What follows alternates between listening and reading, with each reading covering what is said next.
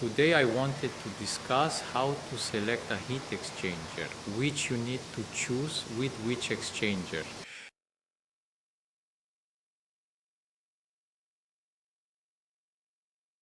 If you want me to tell you which exchanger is the best one, I won't tell you that. It's like with a car. There are no perfect cars, there are no perfect hi-fi sets. Every audiophile will always be searching for better solutions. Each solution will be good for a specific building or situation. I only advise against cellulose heat exchangers because these are paper exchangers. Yeah, they get a little moisture or the heating system doesn't work. They might need replacing every season, which is a hassle.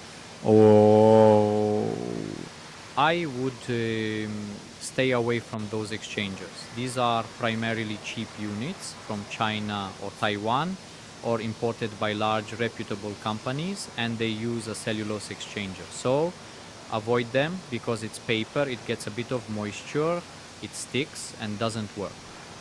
And so the basic exchanges, the ordinary exchanges. A polymer heat exchanger with an efficiency of up to 96% if it is properly selected for the unit. Efficiency is around 86 to 92%. Some people claim they can get as much as 98%.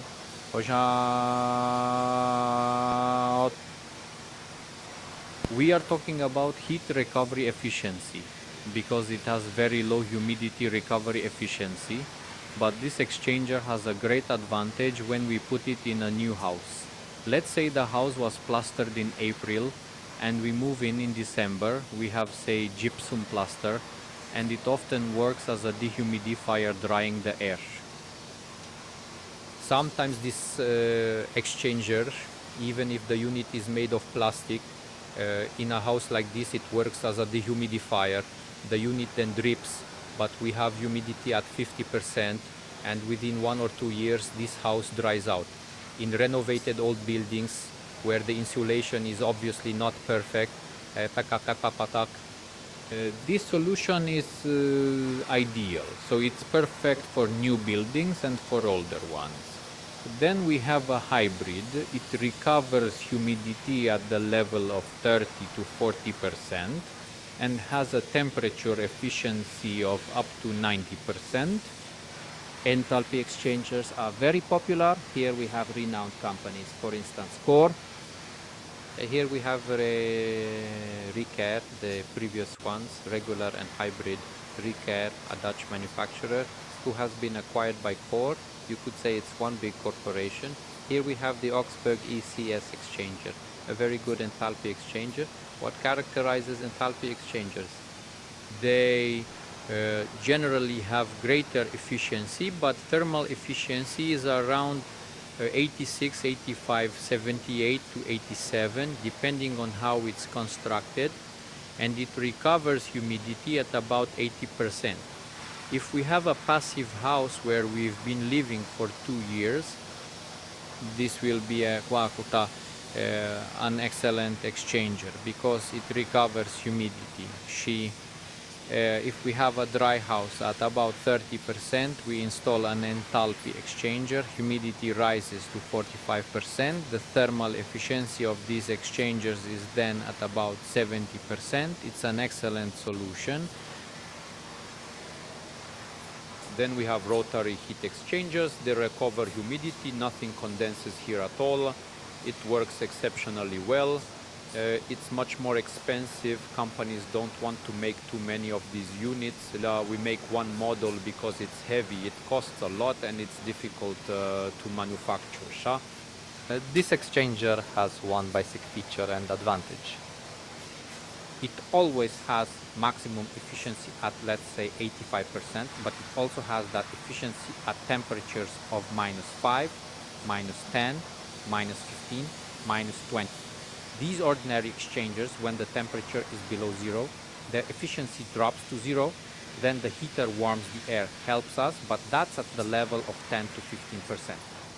With enthalpy ones, say at -5, 6, 7, the efficiency drops to 10, 15% or even to zero. When either this or this exchanger freezes, their efficiency is zero, just so you know. This one probably won't ever freeze.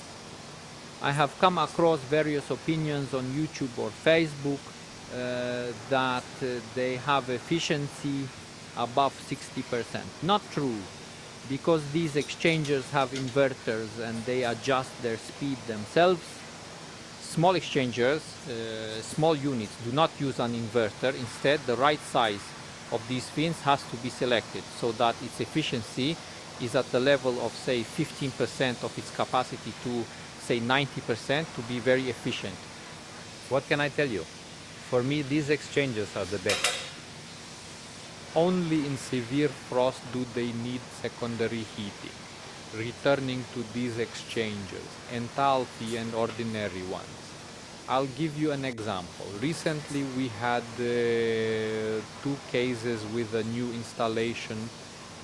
A gentleman just moved in, plastered the house in September, moved in December or January, installed a regular unit. The unit is dripping, and it's not only our unit.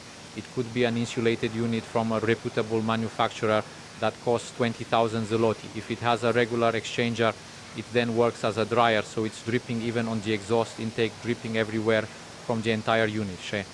We install an enthalpy exchanger and we forget about the problem, but then we have very high humidity in the house, and we also had such a case. The gentleman calls us. What do? We give him back the regular exchanger. It's okay, the house dries out, but the unit is dripping. We put in an enthalpy exchanger and nothing happens in the unit. There are no complaints. It's perfect, just high humidity. That's something to keep in mind. If it's a new building, then a regular exchanger, especially if it was plastered 3 or 4 months before we moved in. If it is too dry, we use the enthalpy one. Here, when it comes to choosing exchangers, you have to make the decision yourselves. As I say, there is no perfect exchanger, no perfect unit, no perfect car, I don't know. No perfect, let's say, I don't know, marriage, no perfect hi-fi set. You always choose what is most required and what is most needed and effective. I briefly discussed this with you. You don't need to be afraid of these exchangers. These are adjustable rotary heat exchangers. As I said, they have the highest efficiency. That's why we use them for industry. Look, this is an exchanger for a 400-500 unit. This is a heat exchanger for, say, a 3,400 unit. Look at the size. To be well fitted, to have good parameters, 4,000, 3,000. With larger ones, an inverter is installed here and we adjust the rotations depending on the power. And here the fins are selected to simplify this unit. So there is no further adjustment. To sum it up once more, a new building recently plastered to dry it out, a regular exchanger. If we've been living there for some time or have a passive house where there's no humidity or anything, an enthalpy exchanger. An old building, a renovated house where the humidity level is unknown. A regular exchanger, hybrid exchanger, we monitor the humidity. If it is too dry, then we use an enthalpy exchanger. We can purchase, add, change. If we want efficiency, if we really want to be eco-friendly, if we want everything to be perfect, and if we can afford it, because these units always cost around 1,000 zloty more. I'll say it again. Rotary exchangers came from the industry, and there's nothing better in the industry than a rotary exchanger. There is only one drawback of rotary exchangers, which I also have to mention. See how it rotates. I don't know if this will be visible on the camera. There are seals, bristles, and they might wear out over time, losing their tightness after a year or two. So you'll need to buy this ribbon and put it back on, and it will continue working. But as I say, if we want efficiency, effectiveness, a top product, then a rotary exchanger is the way to go. But from my experience, all the solutions I'm presenting here are very good and work remarkably well in our conditions.